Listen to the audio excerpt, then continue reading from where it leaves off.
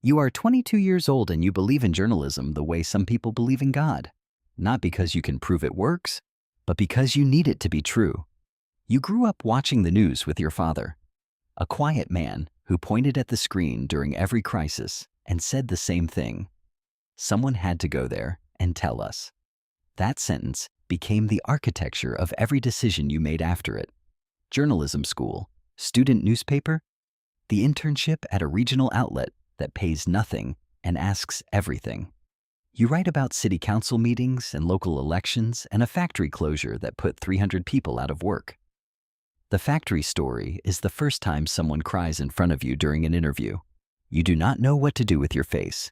You write the story anyway. It runs on page 7. 3 people email to say it changed how they understood something. You print those emails. You keep them in a folder. You are 22 years old and you still believe that page 7 is enough. Your editor is a woman named Hartley, who has been in this business for 30 years and has the posture of someone who has been carrying weight for exactly that long. She reads your factory story and calls you into her office and tells you 2 things. First, you have the instinct. Second, the instinct will cost you things you do not know you have yet. You do not understand the second part. You will. She gives you a longer assignment. A refugee resettlement story. Families from Syria living in apartment complexes on the edge of the city, 6 families to a floor, waiting for paperwork that takes years. You spend 3 weeks with them. You learn 12 words of Arabic. You eat food you cannot name and drink tea so sweet it makes your teeth ache. You write 15,000 words. The paper runs 2,000. You ask Hartley what happened to the other 13,000. She says, that is the job.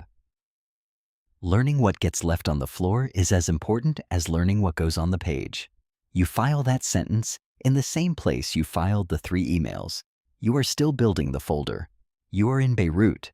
You got here on a one-way ticket purchased with your savings and a press credential from a website that paid 12 cents a word and technically counted as a media organization.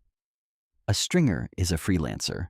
No salary, no benefits, no editor in the building, no one to call if something goes wrong. You sell stories to whoever will buy them. A British outlet buys your piece on the port reconstruction 2 years after the explosion. An American magazine buys your piece on the informal economy that runs through the ruins of what used to be a financial district. A German newspaper buys nothing but emails to say your pitch was interesting. You make $1,100 in your first 2 months. Rent is $600. You eat falafel every day, not because you love it, but because the math requires it. What Beirut gives you that the regional outlet never could is proximity. The story is not mediated. It is not translated through a press release or a city council agenda. It is outside your window. It is in the conversation at the coffee shop where the owner remembers the explosion and the civil war before it and the war before that. History in Beirut is not past tense. It is a series of wounds at different stages of healing, and some of them are still open. And learning to see the difference between a scar and a wound is the first real skill this city teaches you. You spend 14 months in Beirut. You file 63 stories. You learn to hear the difference between celebratory gunfire and the other kind. You learn it the way you learn anything true, by being wrong about it once in a way that stays with you. You are in Kabul. A mid-size American outlet hired you on contract. Not staff, but contract, which means a monthly rate and a fixer provided by the bureau and health insurance that covers evacuation, but not the thing that happens to you after evacuation. Your fixer is a man named Daoud. He is 34 years old. He has a wife, 3 daughters, and a working knowledge of 6 languages that he deploys with the precision of a surgeon. He knows which checkpoints accept which explanations. He knows which commanders talk and which ones make journalists disappear. He knows the city the way only people who have survived it multiple times can know a place, not as geography, but as a system of risks arranged in space. You follow him everywhere. You write down everything he tells you, And half of what makes the final story came from something Daoud said in a car that you wrote on your hand because you had no paper. 3 months into Kabul, you are in a market in the western part of the city when a vehicle detonates 40 meters away. You are behind a concrete pillar.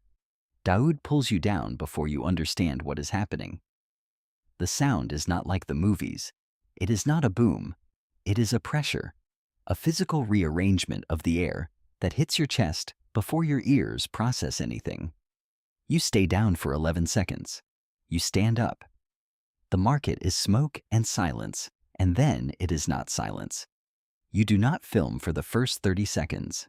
You stand there with the camera at your side, and you look at what a vehicle bomb does to a Tuesday morning in a market. Then you raise the camera. You file the story. It runs above the fold. Your editor sends a 2-word message. Excellent work. You sit with those 2 words for a long time, trying to understand why they do not feel the way you thought they would feel. You are embedded with a military unit in eastern Syria. Embedded means you move with the soldiers, eat with the soldiers, sleep in what the soldiers sleep in, and agree in writing before you arrive that certain things you see will not be reported until the operation is complete. The agreement is the price of the access. The access is the price of the story. Every embedded journalist makes this calculation, and every embedded journalist argues with themselves about it at different levels of intensity depending on what they see. You see things during this embed that are not covered by the agreement, and you report them. Your editor runs the story. The military issues a statement calling your characterization inaccurate. 3 other journalists who were not there say your account matches what they heard from separate sources. You receive 47 emails. 31 support your reporting. 16 call you a traitor. You read all 47. That is either discipline or a problem. You have not decided which. What the embed teaches you that no other assignment has is the texture of waiting. Combat is not continuous. It is waiting interrupted by violence, interrupted by waiting. Soldiers in the field spend most of their time doing nothing, and some of their time doing everything at once. The journalism of combat is similar. You wait for days in a forward operating base, filing ambient pieces about logistics and morale, and the small rituals soldiers construct to make routine out of chaos. Then something happens, and you have 90 seconds to record something that will be the only visual record of an event that will be discussed in briefing rooms and congressional hearings and family conversations for years. You learn in those 90 seconds what Hartley meant when she said, "The instinct will cost you things you did not know you had." The instinct is always running. The cost is that it never turns off. You are in Mosul. The battle for the city has been ongoing for months, and the western half is a landscape that has no civilian analog. Block after block of collapsed buildings, streets impassable with rubble. The occasional intact facade standing alone like a tooth in a broken jaw. You are covering the displacement, not the combat. The humans moving away from it. Families carrying what they could carry when they left, which is almost never enough and always tells you something about what they thought they were leaving for how long. A woman shows you a photograph on a cracked phone screen. Her son. He is 12 years old in the photograph. She tells you through your translator that he was killed 4 days ago. She shows you the photograph the way you show someone a photograph, with the expectation that seeing it will make it real to you in the way it is real to her. You look at the photograph, you take notes, you ask how to spell his name correctly, you file the story. You lie awake that night, and you understand for the first time that witnessing is not the same as understanding, and that you have been confusing the two for 4 years.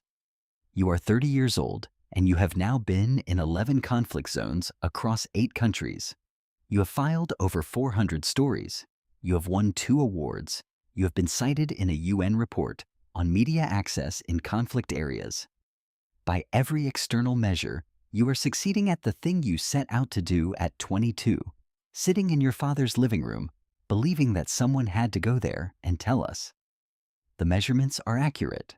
Something else is also happening that the measurements do not capture. You have started having a recurring dream in which you are filming something you do not look at directly. You film it through the viewfinder, so the screen is between you and it.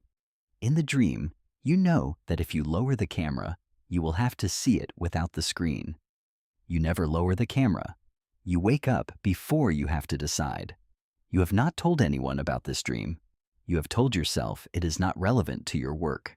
You are wrong about this, but you will not know how wrong for another 3 years. You are staff now. A major outlet.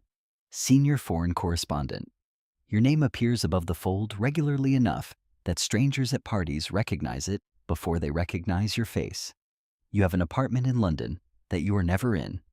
You have a relationship with a person who is patient in the specific exhausted way that people who love journalists learn to be patient, waiting for you to come back and then waiting for you to actually arrive after your body has come back. You have started drinking more than you used to. Not dramatically, professionally. The way people in high-stress industries manage the volume of what they carry when the carrying has been going on long enough that they have stopped noticing the weight. You recognize it because you have written about it. You wrote a piece 2 years ago on PTSD in conflict journalists. You interviewed 7 people. 3 of them described something that sounded like your dream. You did not include yourself as a data point. You told yourself it was because journalists should not become the story. This was partially true. Ukraine changes something. Not because it is worse than other places you have been. It is not always.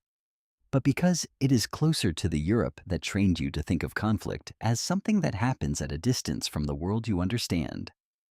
The missile that hits an apartment building in Kharkiv at 6 a.m. on a Tuesday destroys a kitchen that looks like your mother's kitchen. The family photographs in the rubble are in frames you have seen in furniture stores. The grief is the same grief you have watched in Mosul and Kabul and Beirut, but the coordinates are different, and something in your nervous system that you have been carefully managing for 11 years responds to the coordinates differently than it responds to the grief. You file the story. You do not tell your editor that you spent 20 minutes sitting in a damaged stairwell before you could stand up and continue. You tell yourself, this is professionalism. Your body is telling you something else. You're in a room with no windows. You have been in this room for 19 days. You know it is 19 days because you have been marking the wall. The men who took you are not interested in your journalism. They are interested in what you represent and what can be extracted from what you represent. They have taken your equipment, your phone, your credentials. They have left you your notebook. You do not know if this is an oversight or a gesture. You write in the notebook because the alternative is to sit in silence with your own thoughts, and you have enough training as a journalist to know that structured observation is better for your mental state than unstructured fear. You write descriptions of the room. You write descriptions of the sounds outside. You write what you ate and at what approximate time. You write the names of everyone you need to tell something to if you get out. The list takes up 2 pages.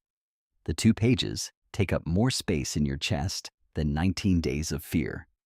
You are released on day 31. You do not know the mechanism of your release, and you are not told. You are driven to a checkpoint and handed to people who put you in a vehicle and ask if you are injured. You say no. You are lying about 2 things, but neither of them is visible. You are flown to Ramstein and then to London. Your editor meets you at the hospital. She says the words people say. She means them. You say the words people say back. You mean some of them. What you do not say, what you cannot yet organize into language, is that the 19 days in the room with no windows did something to the part of you that believed witnessing was enough, that someone had to go there and tell us. In the room you had no camera, no editor, no outlet, no above the fold. You had a notebook and a list of names and the understanding arriving slowly over 31 days, that the story you have been telling yourself about why you do this is not the whole story. You are not sure you know what the whole story is yet, but you know it is longer than the one you have been filing. You went back. 6 months after the release, after the therapy that helped and the therapy that did not, and the period of suspension where you neither worked nor fully rested, you went back. Not to the same region. To Ukraine, which by then had been ongoing long enough to have its own internal seasons of intensity and exhaustion. Your editor did not want you to go. Your therapist did not want you to go. You went because the alternative was to sit in London and watch other people file the stories and understand, with a clarity you could not argue with, that the thing that almost destroyed you is also the thing that makes you who you are. This is not heroism. This is not even courage. It is closer to the recognition that some people are built for certain kinds of exposure, the way certain materials are built for certain temperatures, not immune to the heat, but structured to survive it in ways that other materials are not. You go back. You file the story. It is some of the best work of your career. Your therapist reads it and says that she both understands and worries. You tell her you know. You do know. You go anyway. You are behind a desk in London. This was not a choice exactly. It was a series of small decisions that accumulated into a position, the way rivers accumulate into estuaries, the direction Bapicule, even if no single moment felt decisive. You manage a team of 12 foreign correspondents. You read their copy. You make the calls about what runs and what stays on the floor. You are Hartley now. You have her posture. You have earned it the same way she did. What the desk gives you that the field never could is the full picture. All 12 reporters filing from 12 places simultaneously. The global map of conflict visible to you in a way it never was when you were inside one corner of it. What the desk costs is the specific aliveness of being there. The correspondent's particular madness of being the person in the room. You did not know how much you would miss it until you did not have it anymore. Some mornings you read a dispatch from Daoud, who now runs his own small news agency out of Kabul, and you feel something that is not quite envy and not quite grief. It is the sensation of understanding exactly what you traded and knowing the trade was correct and missing what you traded anyway. Your father is 74. He still watches the news. When your pieces run, the long investigations, the foreign policy analyses, the dispatches from the rare times you still go into the field, he calls you the same day. He always says the same thing. I saw your story. You said what needed to be said. You built your entire career on the architecture of that sentence. Someone had to go there and tell us. You went, you told. 463 published pieces across 25 years and 14 conflict zones, 2 kidnappings, 1 serious injury, 11 colleagues dead, 2 of whom you were with when it happened, and 3 of whom you trained. You carry all of them in the way that people who survive things that others do not carry. The people who did not make it, not as ghosts, not as guilt, but as a permanent awareness of the specific randomness of which bodies happen to be in which position, when which thing happened. Daoud is alive. This fact matters to you in a way that you cannot fully explain and do not try to. You are 47 years old and you sit in a London flat that you are actually in now, more often than not, and you watch the news with a literacy that most people who watch the news do not have. You can read what is not said. You can see the frame around the frame. You know which silences are editorial decisions and which are access limitations, and which are the correspondent's body telling them something their professionalism is overriding. You watch young correspondents file their first conflict pieces, and you see yourself in the instinct and in the cost beginning to accumulate in ways they cannot yet see. You do not warn them. Not because you are cruel, but because Hartley did not warn you, and you understand now why. The warning would not have changed the decision. It would only have added the weight of knowing to the weight of not yet knowing. Some things have to be carried before they can be understood. That is not wisdom. That is just the specific mathematics of work that takes place in the distance between what happens and what people at home are allowed to know about it. Someone has to stand in that distance. You stood there for 25 years. Some of it made the world marginally more legible to people who needed it to be. Some of it cost people things that cannot be recovered. Most of it was both simultaneously. That is the job. That has always been the job. And the worst part, the part you could not have understood at 22 with your folder of 3 emails and your belief in page 7, is not the violence or the loss or the 31 days in a room with no windows. The worst part is that if you could go back to that regional outlet and that factory story and that moment before any of it began, you would make every single choice again. Not because it was worth it, because it was you. Because some people are built to stand in the distance between what happens and what gets told. And no amount of cost changes the architecture of what you are. You are 47 years old. You still believe someone had to go there and tell us. The difference is that now you know exactly what that sentence asks for, and you gave it everything it asked. This story is fiction, but the Committee to Protect Journalists reports that over 1,400 journalists have been killed in the line of work since 1992. Hundreds more have been kidnapped, imprisoned, or permanently injured. The Reuters Institute documents that conflict journalists show rates of PTSD, depression, and anxiety significantly higher than the general population, and significantly undertreated. The stories that reach you were carried there by people who paid prices that rarely appear in the byline. If this one hit different, drop a comment and tell me which level changed how you saw it. More stories like this are coming. Hit subscribe so you don't miss the next one.